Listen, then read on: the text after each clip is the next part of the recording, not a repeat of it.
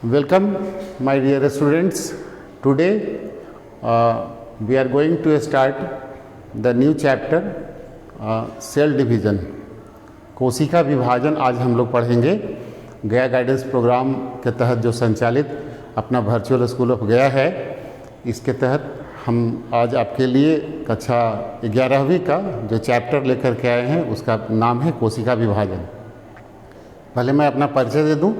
मैं डॉक्टर सर्वज्ञानंद मिश्र +2 जग्गूलाल मेहता उच्च विद्यालय कुजापी में वनस्पति विज्ञान का शिक्षक हूँ। तो आज आप लोगों को मैं कोशिका विभाजन का जो सेकेंड लेक्चर है वो बताऊंगा, उस टॉपिक को आपको समझाऊंगा। तो फर्स्ट लेक्चर आप लोगों ने देखा होगा और हमें विश्वास है कि माइटोसिस यानी समसूत्री विभाजन जो है आप लोगों को समझ में आया होगा। अगर किसी प्रकार की परेशानी हुई होगी तो आप हमें कमेंट बॉक्स में डाल करके और वहाँ से पूछ सकते हैं। तो जो अपना चैप्टर है, आज का टॉपिक जो डिस्कशन का है वो है सेल डिवीजन में मियोसिस। मियोसिस का मतलब होता है अर्धसूत्री विभाजन। मियोसिस का मतलब अर्धसूत्री विभाजन। क्या होता है अर्धसूत्री विभाजन? का मतलब होता है कि कोशिकाओं में गुणसूत्रों की संख्या आधी हो जाती है। क्यों आधी होती है? गुणसूत्रों की संख्या आधी क्यों हो जाती है? हमारे शरीर में दो प्रकार की कोशिकाएं हैं, एक दैहिक कोशिका है और दूसरी जनन कोशिकाएं हैं। तो दैहिक कोशिकाओं में गुणसूत्रों की संख्या जो है वो 46, जिसको क्रोमोसोम कहते हैं, क्रोमोसोम की संख्या 46 होती है। और जो जनन कोशिकाएं हैं, जनन कोशिकाओं में गुणसूत्रों की संख्या आधी हो जाती है, यानी 23। तब फिर क्या होता है कि दो जनन कोशिकाएं, मातृ कोशिका और पितृ कोशिका जो है वो यूनाइट होकर के फिर से क्या बना लेता है, एक युग्मनज का निर्माण करता है। एक दोहरी गुणसूत्रों वाली, मतलब डबल गुणसूत्रों की एक कोशिका बन जाती है, जिसे हम जाइगोट के नाम से जानते हैं या युग्मनज कहते हैं। और इसी युग्मनज से शरीर का निर्माण होता है, जीव का विकास होता है। तमाम जीवों के साथ जो भी सेक्सुअल रिप्रोडक्शन करते हैं, जो भी लैंगिक जनन करते हैं, उनके साथ यही कहानी होती है। ठीक है, तो इसीलिए हम इस जो कोशिका विभाजन का जो ये प्रकार है इसे मियोसिस कहते हैं। मियोसिस का मतलब होता है अर्धसूत्री विभाजन, अर्धसूत्री कोशिका विभाजन। सबसे पहले हम ये जानेंगे कि अर्धसूत्री कोशिका विभाजन का क्या परिभाषा है। तो ये कहते हैं कि meiosis is a type of cell division, कोशिका विभाजन का वह प्रकार जहां गुणसूत्रों की संख्या रिड्यूस यानी घट करके हाफ हो जाती है उसके डाउटर सेल्स में। डाउटर सेल्स मतलब जो नए कोशिकाएं बनती हैं, उन नई कोशिकाओं में गुणसूत्रों की संख्या आधी हो जाती है। Hence it is also known as reduction division. इसको हम लोग रिडक्शनल डिवीजन के नाम से भी जानते हैं। ये जो कोशिका विभाजन है बेटा, वो 3 प्रकार का होता है, जाइगोटिक, स्पोरिक और गैमेटिक।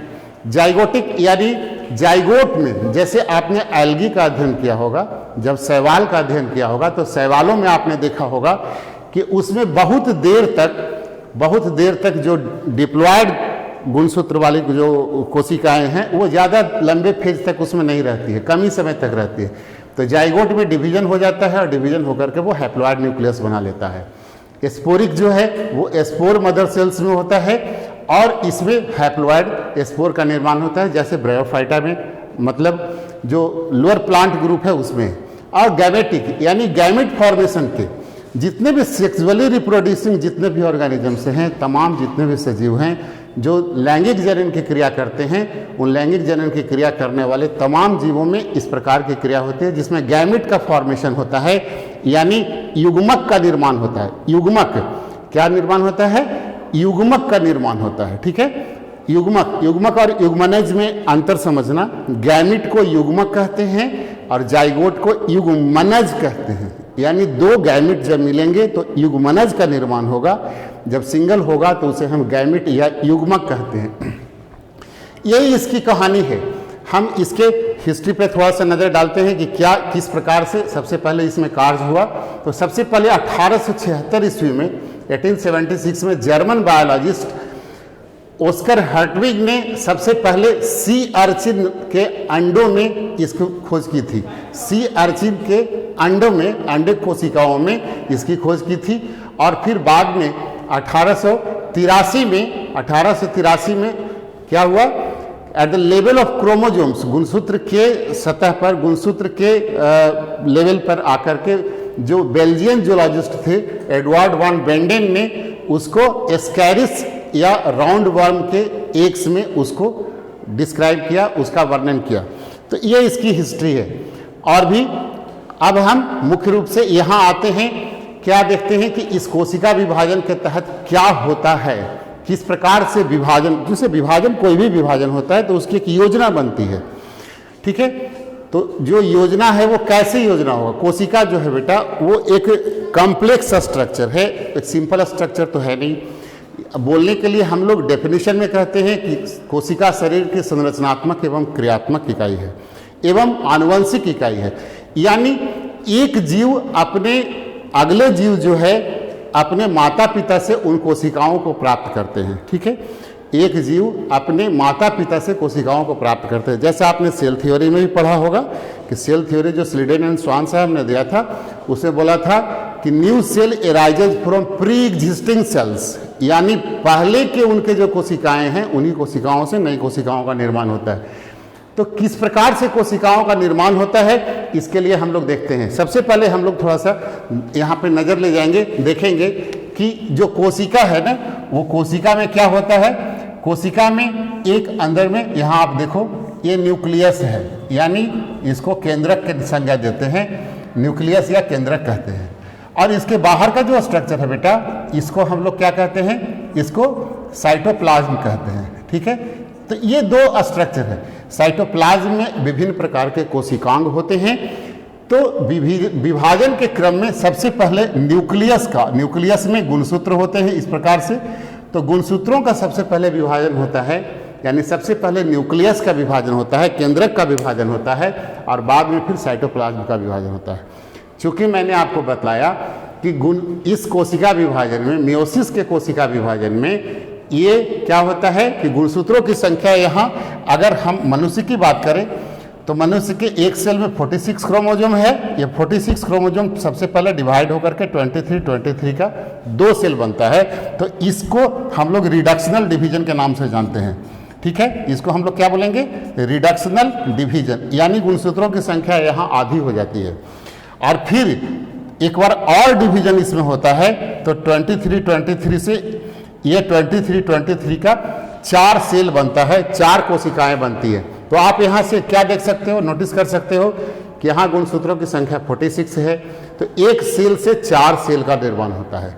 तो इसके आधार पर हम इसकी परिभाषा दे सकते हैं कि meiosis is a type of cell division in which one parent cell divide into 4 daughter cells, यानी अर्धसूत्री कोशिका विभाजन की वह विधा है, वह तरीका है, वह प्रक्रिया है, वह प्रोसेस है जिसके तहत एक पितृ कोशिका या एक मातृ कोशिका विभाजित होकर के 4 पुत्री कोशिकाओं में परिवर्तित हो जाते हैं, जिनमें गुणसूत्रों की संख्या आधी हो जाती है, ठीक है। तो ये जो प्रोसेस है थोड़ा सा कॉम्प्लेक्स है, इसको हम लोग जानने का कोशिश करेंगे। यहाँ ये 2 फेज में कंप्लीट होने वाली क्रिया है। सबसे पहला जो है वो मियोसिस फर्स्ट कहते हैं, और ये मियोसिस सेकेंड। मियोसिस फर्स्ट और मियोसिस सेकेंड। मियोसिस फर्स्ट को हम लोग रिडक्शनल डिवीजन कहेंगे, और मियोसिस सेकेंड को हम लोग यहाँ इक्वेशनल डिवीजन की संज्ञा देंगे। यानी इसमें गुणसूत्रों की संख्या समान रहने वाली है और इसमें गुणसूत्रों की संख्या आधी हो जाएगी। तो जब कोशिका विभाजन होगा बेटा, तो कोशिका में 2 चीजें हैं, एक न्यूक्लियस है और दूसरा साइटोप्लाज्म। सबसे पहले न्यूक्लियस का डिवीजन होगा। न्यूक्लियस का जो डिवीजन है उसको हम लोग कार्योकाइनेसिस कहते हैं। न्यूक्लियस के डिवीजन को कार्योकाइनेसिस कहते हैं। ये कार्योकाइनेसिस 2 शब्दों के मिलने से बना है, एक कार्योन और दूसरा काइनेसिस। कार्योन का मतलब न्यूक्लियस होता है, कार्योन का मतलब न्यूक्लियस, और काइनेसिस का मतलब डिवीजन होता है, ठीक है। तो ये डिवीजन ऑफ न्यूक्लियस की कहानी है, कार्योकाइनेसिस। तो मियोसिस फर्स्ट अगर है तो इसको नाम हम लोग दे देंगे कार्योकाइनेसिस फर्स्ट, और अगर साइटोप्लाज्म में डिवीजन होगा तो इसको कहेंगे साइटोकाइनेसिस फर्स्ट। इसी प्रकार से जब मियोसिस सेकेंड की बात करेंगे तो इसमें कार्योकाइनेसिस सेकेंड और साइटोकाइनेसिस सेकेंड। इस लेवल तक तो आपको समझ में आ गया होगा, हमको नहीं लगता है किसी प्रकार की परेशानी आपको हुई होगी। चलो अब आगे चलते हैं। कार्योकाइनेसिस फर्स्ट में जब हम देखते हैं तो देखते हैं कि न्यूक्लियस का जो डिवीजन होता है, आपको माइटोसिस को थोड़ा सा आप रिकॉल करेंगे। जो माइटोसिस मैंने आपको बताया था, समसूत्री विभाजन, उसमें बताया था आपको कि 4 फेजेज होते हैं, प्रोफेज, मेटाफेज, एनाफेज और टेलोफेज। ये 4 फेजेज में जाकर के जो न्यूक्लियस का डिवीजन है, जो कार्योकाइनेसिस है, वो कंप्लीट होता है। ठीक है, तो केंद्रक का विभाजन या कार्योकाइनेसिस का जो डिवीजन हो, कार्योकाइनेसिस जो हो रहा है वो 4 फेजेज में कंप्लीट हो रहा है, प्रोफेज, मेटाफेज, एनाफेज और टेलोफेज। कौन कौन से फेज हैं? प्रोफेज, मेटाफेज, एनाफेज और टेलोफेज, ये 4 फेजेज हैं। ठीक है, प्रोफेज तो यहाँ जैसे फर्स्ट लगाया, यहाँ पर भी लगा देंगे, prophase first, metaphase first, anaphase first and telophase first. ये 4 फेजेज हम यहाँ पे नाम इनका देते हैं। ठीक है, इस प्रकार से prophase first, metaphase first, anaphase first और टेलोफेज फर्स्ट। तो ये जो मियोसिस है ना, इस मियोसिस में मुख्य रूप से जो कार्योकाइनेसिस फर्स्ट का जो प्रोफेज फर्स्ट है, ये इंपॉर्टेंट है। एंड यू शुड नो, आपको ये जानना चाहिए कि तमाम इंटरमीडिएट से लेकर के पोस्ट ग्रेजुएट तक, जहाँ भी पीजी तक के यानी एमएससी तक के जहाँ भी क्वेश्चंस पूछे जाते हैं, वहाँ इसी से क्वेश्चन रेज होता है कि प्रोफेज क्या है। अगर लॉन्ग क्वेश्चन आएगा तो यही आएगा कि प्रोफेज फर्स्ट की प्रक्रिया का वर्णन करें, यानी मियोसिस में प्रोफेज फर्स्ट। तो प्रोफेज फर्स्ट जो इसकी प्रक्रिया है बेटा, वो कॉम्प्लेक्स प्रक्रिया है जो 5 चरणों में कंप्लीट होती है। पहला फेज है इसका, इसको कहते हैं लेप्टोटीन या लेप्टोनीमा, लेप्टोटीन या लेप्टोनीमा। दूसरा जाइगोटीन या जाइगोनीमा, पैकिटीन या पैकिनीमा, डिप्लोटीन या डिप्लोनीमा एंड डाइकाइनेसिस। ये जो है वो 5 फेजेज में जाकर के प्रोफेज फर्स्ट कंप्लीट होता है। यहाँ सबसे जो जानने वाली बात है वो क्या है कि जो लेप्टोटीन है ना, इस लेप्टोटीन में क्या होता है, हम देखेंगे कि लेप्टोटीन में क्या होता है कि जो कोशिका है अपना, वो कोशिका के अंतर्गत सबसे पहले क्या होता है, कोशिका के अंतर्गत जो संरचना है, इस कोशिका की संरचना में जो न्यूक्लियस है ये बर्स्ट नहीं करता है, ये टूटता नहीं है। और जो सबसे पहले जो गुणसूत्र होते हैं इस प्रकार की उलझी संरचना में होते हैं, जिसको हम लोग क्रोमोमियर्स कहते हैं। ठीक है, ये इस प्रकार की संरचना होती है क्रोमोमियर्स, और इसमें जहाँ तहाँ ऐसे डॉट लाइक जो स्ट्रक्चर दिख रहे हैं आपको, ये डॉट लाइक स्ट्रक्चर जो है इसके सेंट्रोमियर्स होते हैं। तो इस प्रकार की संरचना जो नई कोशिकाओं में होती है, जब ये कोशिका जब विभाजन के लिए तैयार होता है तो विभाजन के क्रम में सबसे पहले ये जो गुणसूत्र है बेटा, ये गुणसूत्र क्या होगा, कंडेंस होगा, छोटे होंगे। और नाम के अनुरूप जैसे लेप्टोटीन या लेप्टोनीमा है, इसमें 2 वर्ड है, लेप्टस एंड नीमा। ठीक है, लेप्टस का मतलब होता है थ्रेड, थीन थ्रेड, थीन यानी पतला और थ्रेड। ठीक है, थीन थ्रेड लाइक स्ट्रक्चर, पतले धागे जैसी ऐसी संरचनाओं में, वो जो उलझी हुई संरचना थी पतले धागे जैसी ऐसी संरचना में ये टूट जाती है और टूट करके इस प्रकार के गुणसूत्र का निर्माण करता है। ठीक है, ऐसे गुणसूत्र का निर्माण करता है, इसीलिए इस फेज का नाम लेप्टोटीन है या लेप्टोनीमा है, यानी थीन थ्रेड स्ट्रक्चर, थीन थ्रेड स्टेज। अब क्या होगा कि जैसा आप देखें कि 46 क्रोमोजोम जो है, ये 46 जो क्रोमोजोम है ये डिप्लॉयड है। डिप्लॉयड कहने का मतलब कि 23x2, या यूं कहें कि इसमें 22x2 प्लस XY होता है। ठीक है, XY जो है वो सेक्स डिटर्मिनेंट क्रोमोजोम कहलाता है, और 22 क्रोमोजोम्स जो है इसको ऑटोसोम्स कहते हैं। तो ये 22 क्रोमोजोम्स का एक पेयर है हर टाइप का। अगर ए से शुरू करो, A B C D E F ऐसे अगर करे, या 1 2 3 4 अगर करे, तो जो पहला टाइप का क्रोमोजोम है ये भी 2 है, ये भी 2 है, यानी हर टाइप के 2-2 क्रोमोजोम्स इसके अंतर्गत होते हैं। तो इस तरह के जो सभी क्रोमोजोम्स हैं ये अगले स्टेज में, जाइगोटीन स्टेज में, यहाँ पे क्या होता है, पेयरिंग कर लेते हैं। ठीक है, यहाँ पे क्या होगा ऐसा, ये न्यूक्लियर मेम्ब्रेन अभी वैसे ही है, इसको हम लोग न्यूक्लियर मेम्ब्रेन कहते हैं, ये सेल मेम्ब्रेन है। तो अभी जो थीन थ्रेड स्ट्रक्चर था वो बदल करके कैसा हो गया, जाइगोटीन स्टेज में कैसा हो गया, ऐसा पेयर स्ट्रक्चर बना लिया। ठीक है, ये पेयर बना लिया, ठीक है, ऐसा पेयर का स्ट्रक्चर बना लिया, तो ऐसे पेयरिंग हो जाता है क्योंकि इसका नाम है जाइगोटिड। तो जाइगस का मतलब होता है, जाइगस का मतलब होता है पेयर, ठीक है। तो सिनैप्सिस कहते हैं, इस प्रोसेस को सिनैप्सिस कहते हैं। यहाँ सिनैप्सिस हो जाता है, दो दो गुणसूत्र का जोड़ा लग जाता है, ठीक है। क्या हुआ, लेप्टोटीन स्टेज में सबसे पहले जो गुणसूत्र थे, जो उलझी हुई संरचना, वो टूट करके पतले धागे जैसी संरचना हो गई।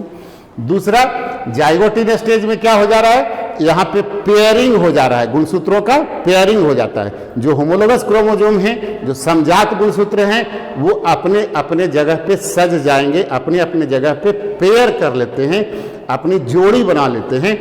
यानी अगर ये गुणसूत्र, अगर कोई भी गुणसूत्र है, अगर ए है तो ये भी ए है, लेकिन अंतर दोनों में क्या है, ये कैपिटल ए है तो ये स्मॉल ए है। यानी इन दोनों गुणसूत्रों में समानता क्या है कि अगर एक गुणसूत्र किसी व्यक्ति के टॉलनेस को अगर डिफाइन कर रहा है तो दूसरा भी उसके टॉलनेस को ही डिफाइन करेगा, लेकिन अंतर ये होगा कि एक लंबाई को बताएगा तो दूसरा जो है उसका नाटापन को बताएगा, ठीक है। इतनी सी बात होती है। तो इस प्रकार से पेयरिंग हो जाता है, इसीलिए इसको हम लोग क्या कहते हैं, ये जाइगोटिन स्टेज है, इसको हम लोग जाइगोटिन स्टेज कहेंगे, यानी पेयरिंग स्टेज, यानी सिनैप्सिस का स्टेज कहेंगे। अब जो तीसरा स्टेज आता है बेटा, उसका नाम है पैकिटिन स्टेज। पैकस का मतलब होता है टेट्राड, इसका मतलब होता है टेट्राड, यानी जो गुणसूत्र थे यहाँ पे ऐसे दो होमोलोगस गुणसूत्र थे, इसमें किस प्रकार का हो गया, इस तरह से संरचना बन जाती है। आप देखो ये जो बीच में जो स्ट्रक्चर दिख रहा है, इस स्ट्रक्चर को हम लोग सेंट्रोमियर कहते हैं। क्या बोलेंगे, सेंट्रोमियर। और जो ये स्ट्रक्चर है, इस स्ट्रक्चर को हम लोग क्रोमैटिड कहते हैं, इसको क्रोमैटिड कहते हैं। तो 4 क्रोमैटिड जो हैं वो एक जगह पे आ जाएंगे, इसीलिए इसको हम लोग टेट्राड ऑफ क्रोमैटिड्स की संज्ञा देते हैं, इसको हम लोग टेट्राड ऑफ क्रोमैटिड्स कहते हैं। तो 4 गुणसूत्र एक जगह पे आ जाते हैं, ठीक है ना, ऐसे। और ये फेज जो है, प्रोफेज फर्स्ट का जो ये फेज है, ज़्यादा इंपॉर्टेंट है, क्योंकि इस फेज में क्या होता है, इंपॉर्टेंट बात जो है वो आपको जानना जरूरी है। क्रॉसिंग ओवर की क्रिया होती है। क्रॉसिंग ओवर मतलब क्या होता है कि दो गुणसूत्र ऐसे है, ये ऐसे अगर है तो ये किनारे वाला जो ये दोनों है, ये दोनों को हम लोग क्या बोलेंगे, ये सिस्टर क्रोमैटिड्स है, ये दोनों सिस्टर क्रोमैटिड्स है।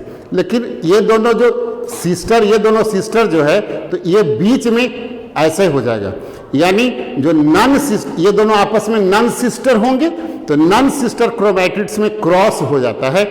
इस क्रॉस होने से क्या होता है कि इसका कुछ गुण इसमें आ जाता है और इसका कुछ गुण टूट करके इसमें चला जाता है। इसी चीज को हम लोग कहते हैं क्रॉसिंग ओवर। इसका परिणाम ये होता है कि आप जानते हो कि हम लोग अपने माँ बाप के संतान हैं। दुनिया में तमाम जीव अपने माँ बाप के संतान होते हैं, अपने पेरेंट्स से ही उत्पन्न होते हैं, लेकिन उनमें विभिन्न प्रकार की समानताओं के होने के बावजूद भी उनमें कुछ विविधताएं होती हैं, ठीक है। हम लोग अपने माँ बाप के संतान हैं, लेकिन क्या है, हम लोग पूरे के पूरे अपने माँ बाप के जैसे नहीं लगते हैं, एकदम फोटोकॉपी उनके नहीं है, थोड़ी विविधता उनके जैसे लगते हैं, उनके जैसे गुण मिलते हैं, लेकिन लंबाई में हो सकता है वेरिएशन हो, नाटापन में वेरिएशन हो, नाक नक्श में वेरिएशन हो, तो इस प्रकार की विविधताएं देखने को मिलती हैं। इसको थोड़ा सा हम लोग डायग्राम के मदद से समझने का कोशिश करेंगे। देखो, जो सबसे पहला स्टेज है वो है लेप्टोटीन। यहाँ लेप्टोटीन के स्ट्रक्चर को आप देखो, लेप्टोटीन में कैसा स्ट्रक्चर दिखाई दे रहा है, थीन थ्रेड लाइक स्ट्रक्चर, पतले धागे जैसी संरचना है। ये स्ट्रक्चर जो है इसको सेंट्रोमियर कहेंगे, और ये जो रेड वाली स्ट्रक्चर दिख रही है, ये एक तरफ इधर का, एक तरफ इधर का, ठीक है। ऐसे जो स्ट्रक्चर है इस डॉट लाइन के इधर उधर, इसको हम लोग क्रोमैटिड कहते हैं, ठीक है। क्या बोलेंगे, क्रोमैटिड बोलेंगे। और ये जाइगोटीन में क्या हो गया, जाइगोटीन में यहाँ पे पेयरिंग हो गया। ये दोनों कैसे अलग अलग थे, ये दोनों अलग अलग थे, लेकिन अब यहाँ पे पेयर बना लिए। तो जो पेयर बनाया, वो पेयर बनाने का जो प्रोसेस है, इस प्रोसेस को सिनैप्सिस कह रहे हैं। और जो सिनैप्सिस है क्यों हो रहा है, एक प्रकार का केमिकल्स है जिसको सिनैप्टिनेमल कॉम्प्लेक्स कहते हैं। इस सिनैप्टिनेमल कॉम्प्लेक्स के कारण ये सिनैप्सिस का प्रोसेस होता है।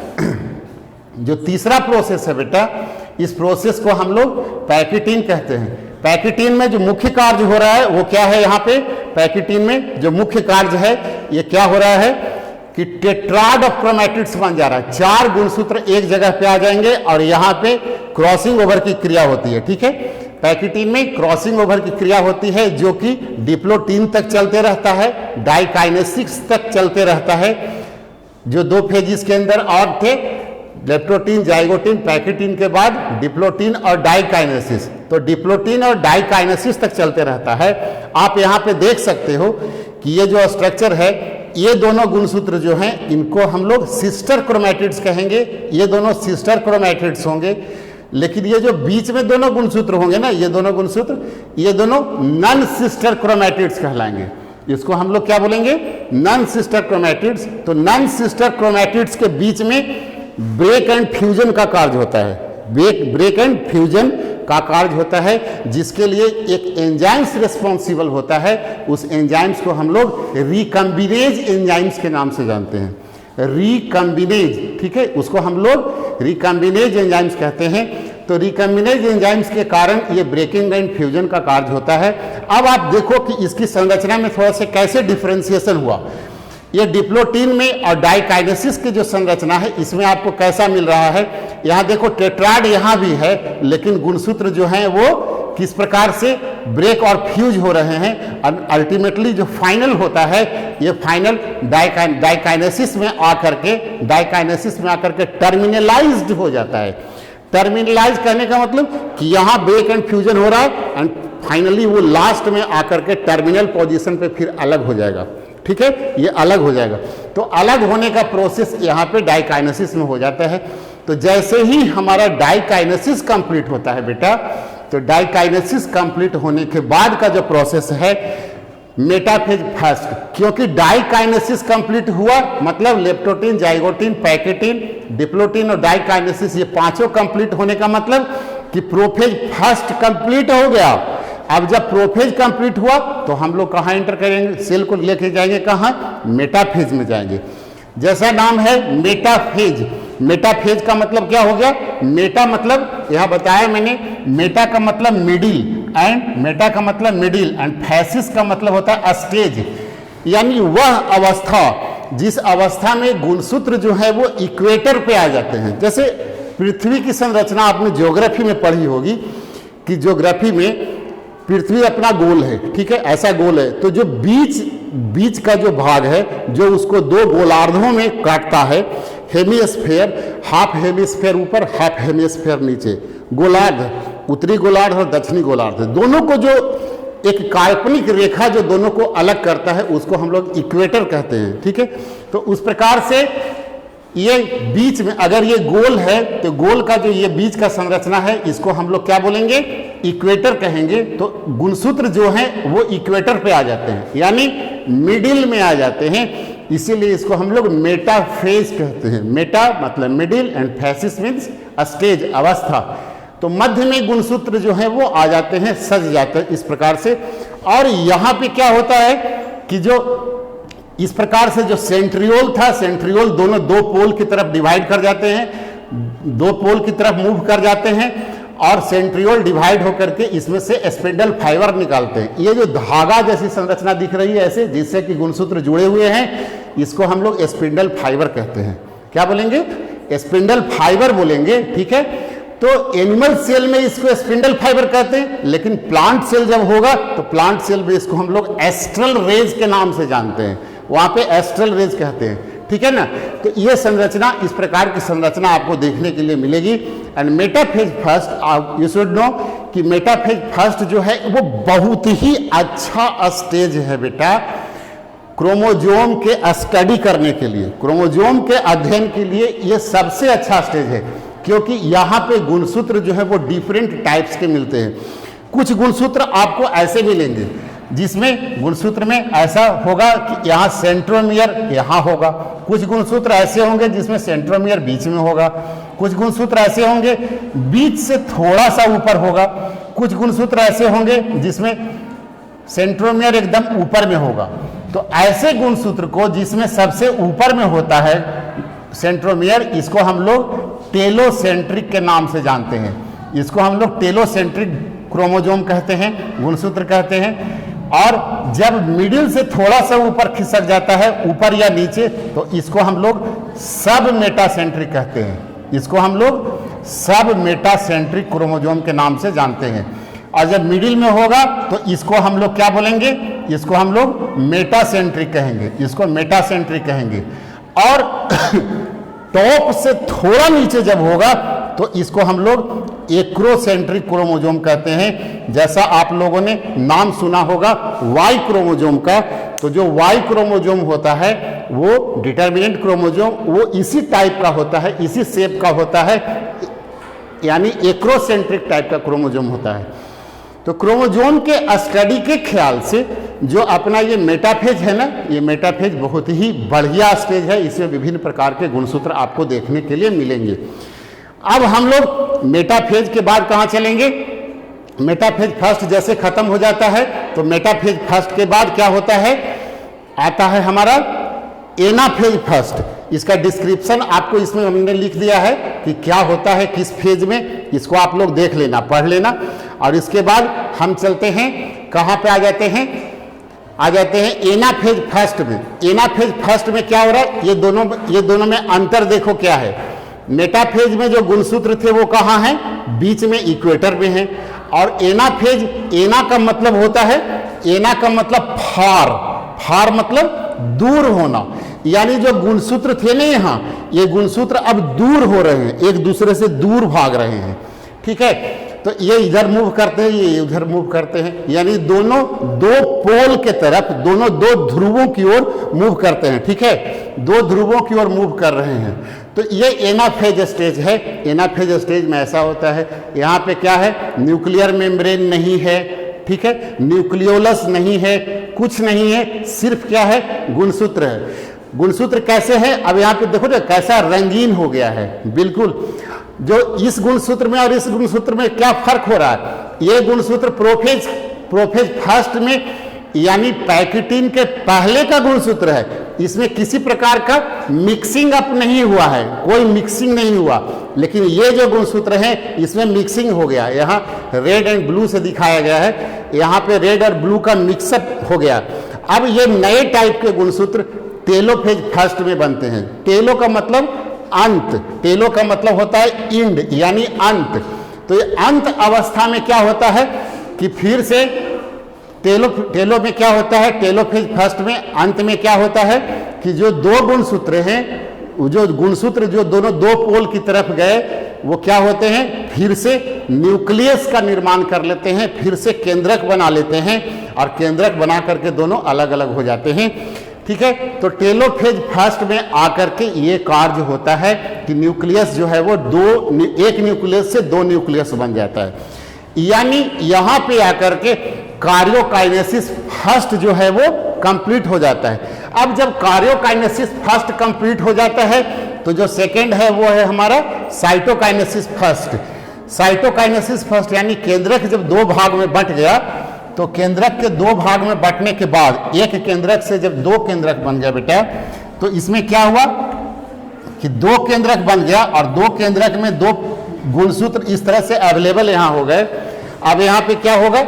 इस तरह से जब बन गए तो साइटोकाइनेसिस हो सकता है, साइटोकाइनेसिस हो सकता है, यानी कोशिका द्रव्य का विभाजन हो सकता है, या कोशिका द्रव्य का विभाजन नहीं भी हो सकता है। तो साइटोकाइनेसिस फर्स्ट में कोशिका द्रव्य का विभाजन होता भी है कभी कभी, और कभी कभी नहीं भी होता है। इस प्रकार से जो साइटोकाइनेसिस फर्स्ट है ये यहाँ पे आकर के कंप्लीट हो जाता है। ठीक है, अब जब साइटोकाइनेसिस कंप्लीट हो गया तो यहाँ पे मियोसिस फर्स्ट कंप्लीट होता है। आप यहाँ पे एक चीज मार्केबल है, वो क्या है आप देख सकते हो कि एक कोशिका में यहाँ 4 गुणसूत्र थे। यहाँ गुणसूत्रों की संख्या कितनी है? 1 2 3 4। लेकिन अब जो नए कोशिका बने इनमें गुणसूत्रों की संख्या 1 2 1 2। ठीक है, 2 गुणसूत्र बन गए। तो यही रीजन होता है कि गुणसूत्रों की संख्या आधी हो जाती है। तो तमाम जितने भी युग्मक का निर्माण होता है, जितने भी गैमेट का फॉर्मेशन होता है, चाहे वो अंडाणु हो चाहे वो शुक्राणु हो, उनमें गुणसूत्रों की संख्या आधी हो जाती है। जैसे मनुष्य के केसेस में अगर 46 है तो 46 डिवाइड होकर के 23 बन जाएगा। And in this way the reductional division और the meiosis first and the karyokinesis first and the cytokinesis first is complete here, यहाँ पे आके कंप्लीट हो जाता है। अब जो सेकेंड पार्ट है हमारा वो क्या है, वो है हमारा मियोसिस सेकेंड। मियोसिस सेकेंड, तो मियोसिस सेकेंड को हम लोग इक्वेशनल डिवीजन कहते हैं, यानी इसमें जो गुणसूत्रों की संख्या है ना वो समान रहने वाली। इसमें गुणसूत्रों की संख्या दो का दो ही रहेगा, यानी जो नई कोशिकाएं बनेंगी उन नई कोशिकाओं में गुणसूत्रों की संख्या समान होगी। उसमें ऐसा नहीं होगा कि घट करके एक दोनों में नहीं चले जाएंगे, उसमें दो ही रहेगा। तो यहाँ के बाद हम देखते हैं जो हमारा मियोसिस सेकेंड है, मियोसिस सेकेंड में फिर जब सेल इंटर करेगा तो पहले प्रोफेज सेकेंड होगा, मेटाफेज सेकेंड होगा, एनाफेज सेकेंड होगा एंड टेलोफेज सेकेंड होगा।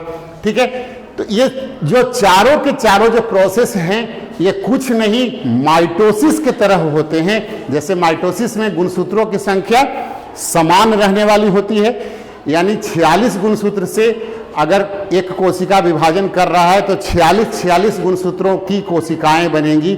उसी प्रकार से यहाँ पे क्या होगा कि अगर गुणसूत्रों की संख्या 23 हो गई तो अब जो नई कोशिकाएं बनेंगी उनमें 23 गुणसूत्र ही होंगे। जैसे आप यहाँ पे देख सकते हो। और भी इसके क्या इसके फीचर्स हैं कि gene codes differ in all four results, all four cells resulting into the gametes. क्या हो गया कि 4 सेल्स जो बनते हैं ये चारों सेल्स के बनने से गैमेट का फॉर्मेशन होगा, जिसमें 2 गैमेट जो कंबाइन होते हैं क्रोमोसोम्स का और सेल बनाते हैं फर्टिलाइजेशन के समय, और फिर इस प्रकार से जाइगोट का फॉर्मेशन होता है। तो इसमें हम लोग क्या देख रहे हैं कि ये जो प्रोफेज सेकेंड है, ये प्रोफेज सेकेंड को जरा सा गौर से देखो कि ये दो गुणसूत्रों की 2 कोशिकाएं हैं। अब इन कोशिकाओं में कैसे विभाजन हो रहा है कि ये फिर से प्रोफेज में है, यहाँ मेटाफेज में जैसे एंटर किया तो मेटा यानी मिडिल, मध्य अवस्था में गुणसूत्र जो है फिर से इक्वेटर पे आ गए, यानी बीच में आ गए। अब बीच में आने के बाद यहाँ पे अब डिवीजन होगा, लेकिन ये डिवीजन कैसे हो रहा है, वहां पे गुणसूत्रों का विभाजन हुआ था। 2 गुणसूत्र थे तो दोनों में से एक गुणसूत्र 2 कोशिकाओं में चले गए। यहाँ पे वो नहीं क्रिया होगी, यहाँ पे जो क्रिया हो रही है थोड़ी सी डिफरेंट है। कैसी है, यहाँ पे बीच में जो सेंट्रोमियर है ना, ये सेंट्रोमियर का डिवीजन हो रहा है। यहाँ जो सेंट्रोमियर है ये सेंट्रोमियर डिवाइड कर रहा है, और सेंट्रोमियर डिवाइड करके ये 2 गुणसूत्र से 4 गुणसूत्र बना, और 4 गुणसूत्र में 2 इधर चला गया। तो मेटाफेज में क्या होता है कि मध्य अवस्था में यहाँ गुणसूत्र इक्वेटर पे आ जाते हैं, और जो एनाफेज में क्या है, एनाफेज में गुणसूत्र फिर से मूव करेंगे, दोनों 2 पोल की ओर मूव करेंगे। और टेलोफेज में आकर के क्या होता है कि 2 सेल फिर से, इसमें 2 सेल बन गए, इसमें 2 सेल बन गए, और लास्ट में फिर साइटोकाइनेसिस सेकेंड होता है, यानी जो इसके बाहर का जो इंक्लूजन्स है, इसके बाहर का जो कंटेंट्स है, जो मटेरियल है, इस मटेरियल्स में डिवीजन होता है। या तो सेल प्लेट फॉर्मेशन हो जाएगा या कोशिकाओं में कंस्ट्रिक्शन पड़ेगा। ऐसा जो था कंस्ट्रिक्शन पड़ गया, कंस्ट्रिक्शन पड़ के दोनों अलग अलग हो गए। ठीक है, तो इस प्रकार से 4 कोशिकाएं बन गई।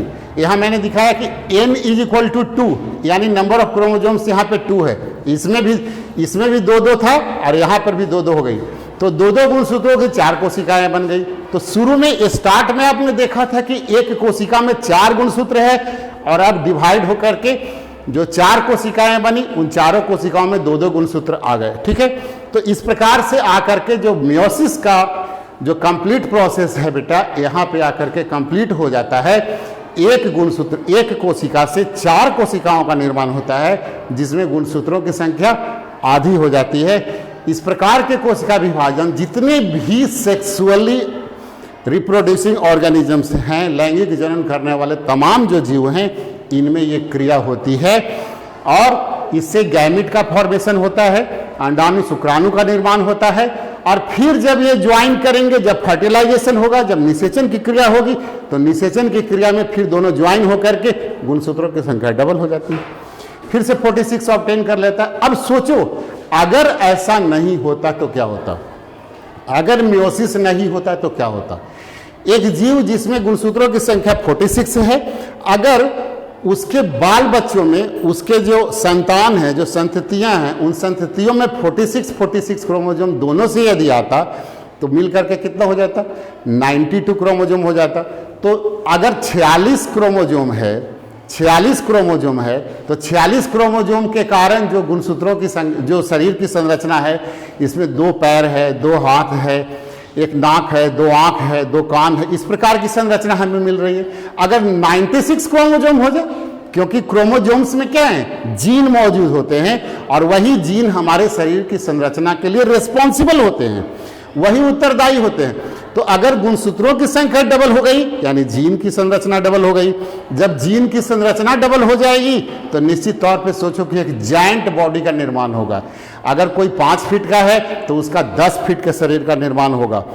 2-2 पैर के जगह 4-4 पैर होंगे, 4-4 हाथ होंगे, 4 आंख होगा, 4 कान होगा, 2 नाक होगा।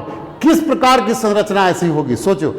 और अगर यही चीज कंटिन्यूअस चलता रहा, जनरेशन टू जनरेशन अगर यही चलता रहा, तो नतीजा क्या होगा कि आने वाले कुछ ही समयों में ऐसा होगा कि आने वाले कुछ ही समय में पृथ्वी पर रहने के लिए एक ही जीव काफी होगा और दूसरे जीवों को जगह नहीं मिलेगी।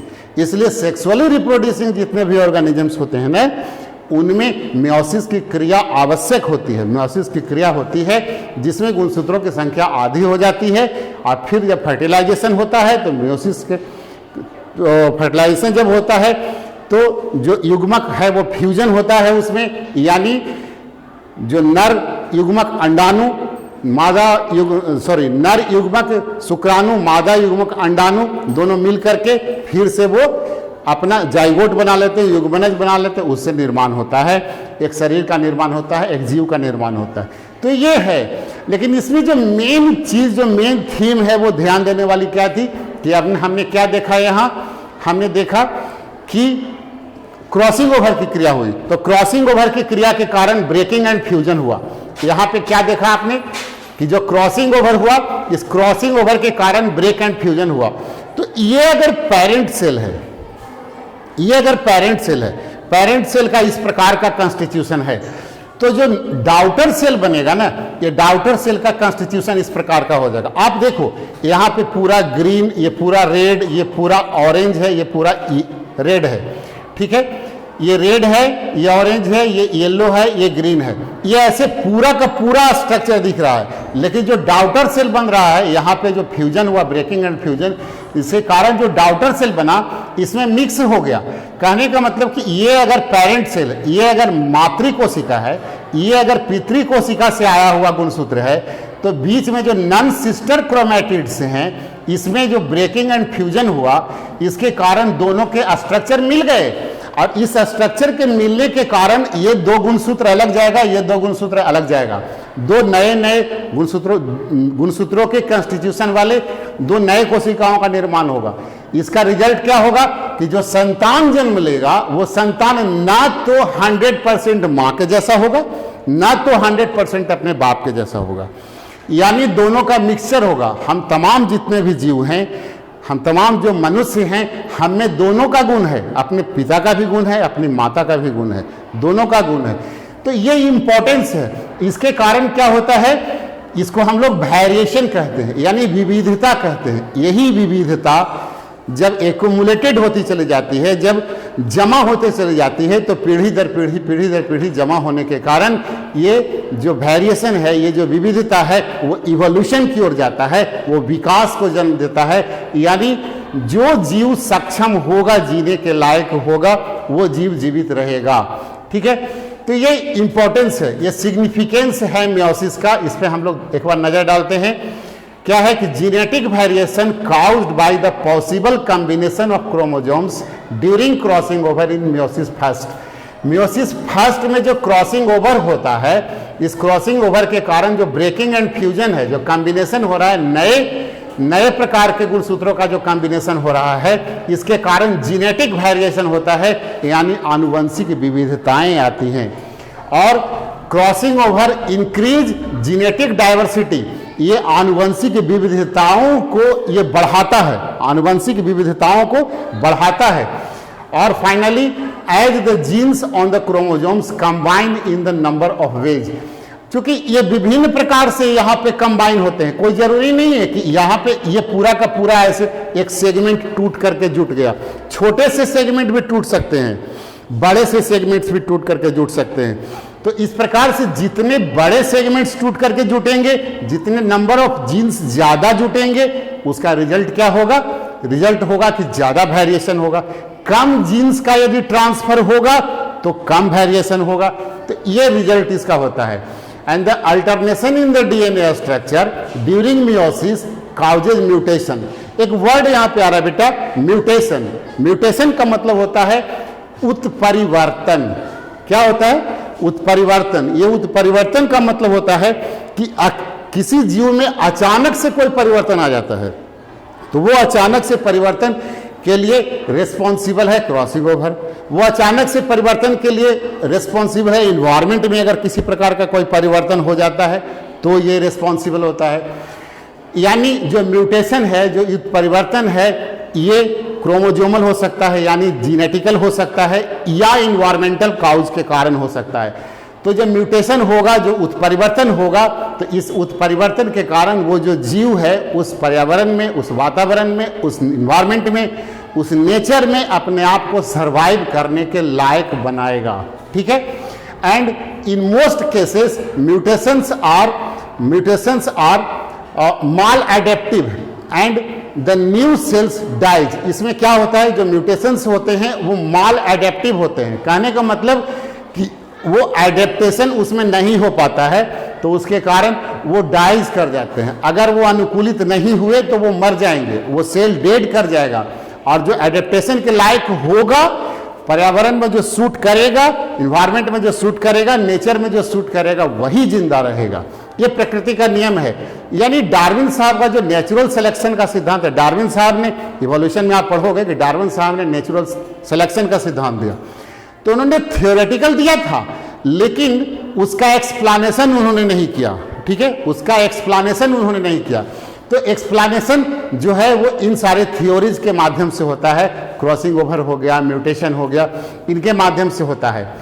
The small number of mutations are viable, the cells survives if the mutant gamete combines with another gamete to produce an offspring। जो छोटा म्यूटेशन होता है, मतलब छोटा सा उत्परिवर्तन अगर होता है, अचानक से ड्रास्टिक अगर हो जाएगा, अचानक से अगर बहुत बड़ा परिवर्तन आ जाएगा, तो हो सकता है कि वो जीव सर्वाइव नहीं करे। छोटे छोटे जो म्यूटेशन होते हैं, छोटे म्यूटेशंस यानी छोटे उत्परिवर्तन जो होते हैं, वो सर्वाइव करने के लायक होते हैं सेल्स को। और जो म्यूटेंट गैमिट होता है वो कंबाइन होता है दूसरे गैमिट के साथ और नए संतति का निर्माण करता है, जन्म देता है। Mutation can be passed to the next generations. और इसके बाद जो म्यूटेशन है अगर एक संतति में आ गया तो उसके अगले संतति में फिर उसका क्या होगा? पासिंग होगा, एक जनरेशन से दूसरे जनरेशन में वो जाएगा। ठीक है, तो ये सिग्निफिकेंस है, ये महत्व है मियोसिस का, अर्धसूत्री कोशिका विभाजन का। ठीक है, इससे संबंधित हम आपको कुछ और आपके लिए स्लाइड से यहाँ पे ऐड किया है हमने। क्या है कि जैसे differences between mitosis and meiosis.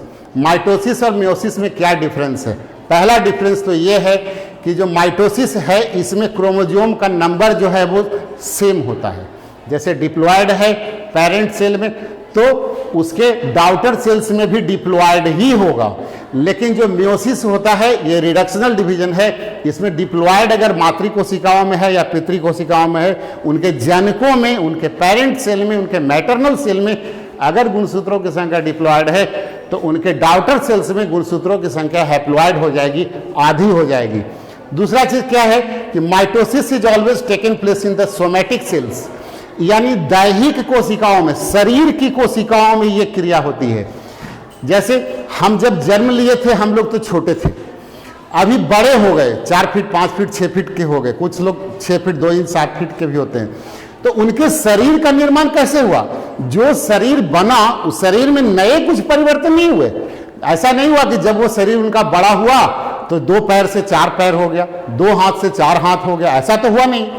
शरीर उतना ही था, जो कंस्ट्रक्शन, जो रचना उनकी बन गई वही रह गई, लेकिन उसमें परिवर्तन हुआ, बड़े बड़े स्ट्रक्चर उसके बड़े हो गए। ठीक है, तो इसीलिए कहा गया कि माइटोसिस जो है वो ग्रोथ के लिए होता है, शरीर के निर्माण के लिए, प्लांट्स में भी एनिमल्स में भी, दोनों में। लेकिन मियोसिस जो होता है ये गैमेट फॉर्मेशन के लिए, गोनैड्स में होता है, यानी जनन कोशिकाओं में होता है, यानी युग्मक के निर्माण में होता है, यानी अंडाणु के निर्माण में होता है, शुक्राणु के निर्माण में होता है, या स्पोर्स के फॉर्मेशन के लिए होता है प्लांट्स में। यहाँ किसी प्रकार के कोई क्रॉसिंग ओवर की क्रिया नहीं होती है माइटोसिस में, समसूत्री विभाजन में किसी प्रकार की क्रॉसिंग ओवर नहीं होती है। लेकिन मियोसिस में क्रॉसिंग ओवर की क्रिया होती है, ब्रेकिंग एंड फ्यूजन होता है, जिसके कारण नए गुणों का आविर्भाव होता है, नए गुण इसमें आते हैं। इसका क्या होता है, results into 2 daughter cells and this is result into 4 daughter sales. यहाँ 2 ही कोशिका बनते हैं, जबकि इसमें 4 कोशिकाओं का निर्माण होता है।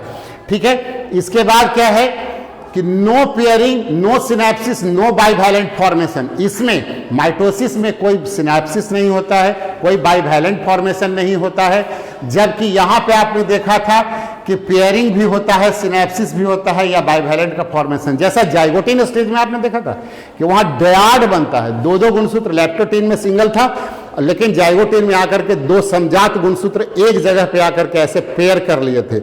इसको हम लोग बाइवैलेंट कहते हैं या डयाड्स कहते हैं। तो ये सिनेप्सिस का प्रोसेस होता है। ये जो प्रोसेस है इसमें डिवीजन जो है वो 4 स्टेजेज में, सिर्फ 4 स्टेजेज में होता है। लेकिन यहाँ पे 2 डिवीजन होता है, 4 स्टेज का 2 डिवीजन होता है। और दोनों डिवीजन में जो पहला स्टेज है प्रोफेज फर्स्ट जो होता है वो 5 स्टेजेज में जाके कंप्लीट होता है। अब इसके बाद क्या है कि इसकी सिमिलरिटीज क्या है, इसमें दोनों में कुछ सिमिलरिटीज है कि both take part in the cell. दोनों क्रियाएं जो हैं कोशिका में ही होती है, एक दैहिक कोशिका में होती है, एक जनन कोशिकाओं में होती है। And both involve division of cells. दोनों में, यहाँ सेल्स लिखा, सेल्स मतलब सेल मल्टीप्लीकेशन, दोनों जो है वो सेल के मल्टीप्लीकेशन के लिए अनिवार्य होता है। ठीक है, तो इस प्रकार से कोशिका विभाजन का ये जो चैप्टर है आपका क्लास 11th का, सेल यहाँ पे आकर के सेल डिवीजन कंप्लीट होता है। हम समझते हैं कि आप लोगों को कोई परेशानी नहीं हुई होगी अभी तक समझने में। फिर भी यदि कोई परेशानी हुई होगी तो YouTube के चैनल पे जो गया गाइडेंस प्रोग्राम चलता है उस पर आप सर्च करोगे Gaya guidance program class 11th doctor Sarvagyanand Mishra, वहाँ पे हमारा टॉपिक मिलेगा, हमारा लेक्चर मिलेगा। उसमें जो आपको प्रॉब्लम होगा आप कमेंट बॉक्स में डाल देना, पूछ लेना हमसे, जहाँ कहीं भी प्रॉब्लम होगा मैं उसका सॉल्यूशन दे दूंगा। ठीक है, तो आज के लिए इतना ही, फिर मिलते हैं हम लोग अगले वीडियो में, प्लांट फिजियोलॉजी में मिलेंगे। तब तक के लिए धन्यवाद।